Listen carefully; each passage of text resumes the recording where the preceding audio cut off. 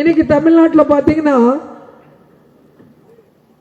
கலைஞர் உரிமை தொகை 1000 rupees every month கொடுக்குறாங்கன்னு சொன்னாங்க. ஆந்திராவில் சொல்லியிருக்காங்க சந்திரபாபு நாயுடு எவ்ரி இயர் 18 வயசு தாண்டினவங்களுக்கு வீட்டில் எவ்வளோ பேர் இருந்தால் அவ்வளோ பேருக்கு 1500 கொடுக்குறேன்னு சொன்னாங்க. 2 வருஷம் ஆகுது, ஒரு பைசா கூட கொடுக்கல. ஆனால் உங்கள் சிஎம் சொன்னபடியா எவ்ரி மந்த் வீட்டில் அந்த ஹெட் யார் இருக்காங்களோ அந்த ஹெட் அந்த லேடிக்கு 1000 rupees டான் போகுது.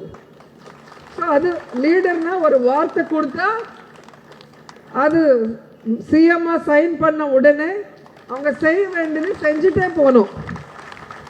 அது கேள்விப்பட்ட உடனே எனக்கு ரொம்ப சந்தோஷமா இருந்தது. பணக்காரங்களுக்கு ஒரு 1000 ரூபாய் ரொம்ப கம்மியாக தோணும். ஆனால் middle class, below middle class அவங்களுக்கு 1000 பெரிய விஷயம்தான். ஏன்னா நானும் ஒரு மிடில் கிளாஸ்லேருந்து தான் வந்திருக்கேன்.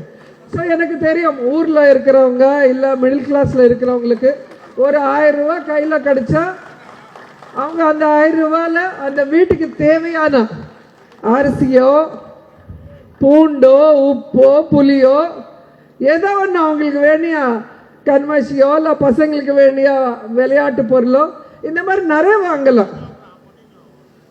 ஸோ ஒரு விமென்க்கு வந்து எப்பவுமே வீட்டுக்கார மேலேயோ புள்ள மேலேயோ ஹஸ்பண்ட் மேலேயோ டிபெண்ட் ஆகாமல் ஒரு 1000 ரூபாய்க்காவது கையில் கையில் இருந்தால் அந்த கான்ஃபிடென்ஸ் வேறு லெவலில் இருக்கும். ஸோ உங்களுக்கு அந்த ஃபைனான்ஷியல் சப்போர்ட்டு ஸ்டாலின் சார் கொடுத்தது எனக்கு ரொம்ப சந்தோஷமாக இருந்தது கேள்விப்படும் போது.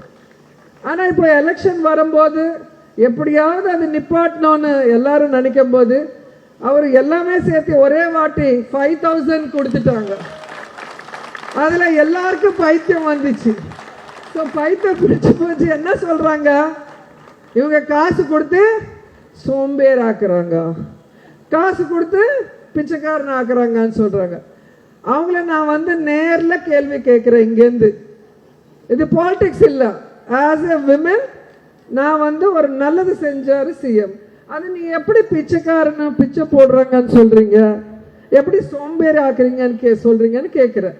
ஏன்னா இப்போ வந்து கார்பரேட் அவங்க பார்த்தீங்கன்னா 1000 கோடி கடன் வாங்குவாங்க, லட்ச கோடி கடன் வாங்குவாங்க, அது திருப்பி கொடுக்காம ஏமாத்துவாங்க.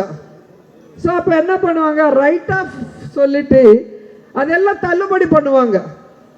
1000 கோடி லட்சம் கோடி தள்ளுபடி பண்ணும்போது யாருமே பேச மாட்டாங்க, அதை பற்றி யாரும் எதுவும் சொல்ல மாட்டாங்க. ஆனால் ஏழைகளுக்கு கொடுக்கும்போது மட்டும் எல்லாரும் பொத்துக்கிட்டு வருவாங்க, உடனே அது ஒரு பெரிய தப்பாக பேசுவாங்க. அதுதான் எனக்கு பிடிக்காத விஷயம். அண்ட் ரெண்டாவது, இன்னைக்கு ஏழைகளுக்கு கொடுத்த காசு நீ 1000 ரூபாய் கொடுத்தாலும் 2000 நெக்ஸ்ட் ஆட்சிக்கு வந்தால் 2000 கொடுக்குறேன்னு சொல்லியிருக்காங்க. ஸோ 2000 கொடுத்தாலும் அது வந்து சொசைட்டிக்கு யூஸ் ஆகும். உங்களுக்கு வந்து அந்த 1000 ரூபாத்தில் நீங்கள் ப்ரொவிஷன் ஷாப்புக்கு போகலாம், துணி கடைக்கு போகலாம், இல்லை விளையாட்டு பொருள் பசங்களுக்கு வாங்க போகலாம், காசு இங்கே சுற்றும். ஸோ அதுலேருந்து வந்த ஜிஎஸ்டி கவர்மெண்ட்டுக்கு ஹெல்ப் ஆகும், வந்த காசு உங்களுக்கும் ஹெல்ப் ஆகும். ஸோ போத் வேஸ் பெனிஃபிட் ஆகும். ஆமாண்ணா? ஸோ இந்த மாதிரி நமக்கு ஒரு பிளட் ஏற்றும் போது தேவையும் போது பிளட் ஏற்றுவாங்கல்ல, அது எல்லா நரம்புக்குள்ளே போய் அப்படி ஃப்ளோ ஆகும்போது எவ்வளோ ஹெல்த்தியாக இருப்போம். அதே மாதிரி ஏழைகளுக்கு கொடுத்த காசு கூட நல்லபடியாக எல்லாருக்கும் யூஸ் ஆகிட்டு கவர்மெண்ட்டுக்கு கூட யூஸ் ஆகும். அதனால அதை அப்ரிஷியேட் பண்ணுங்க, அது தப்பாக பேசாதீங்கன்னு சொல்கிறேன் எல்லாருக்குமே.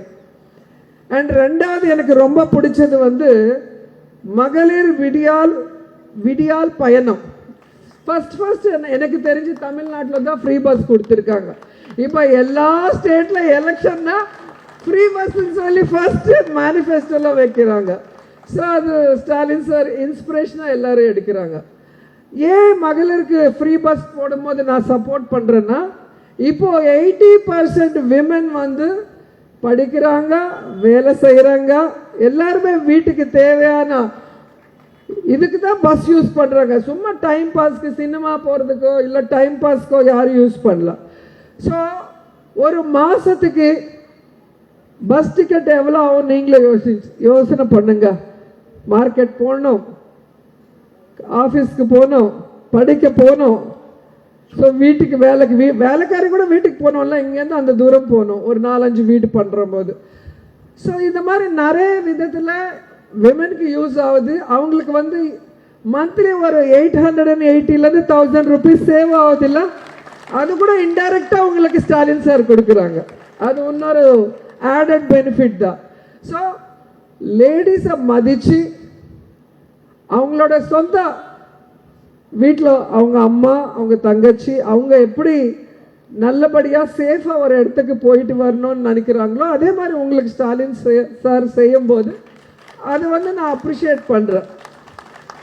ஏன்னா அது பாலிடிக்ஸை நான் எப்போ பார்க்க மாட்டேன், ஒரு லீடர்ஷிப். அது ஒரு லீடர்னா எலெக்ஷன்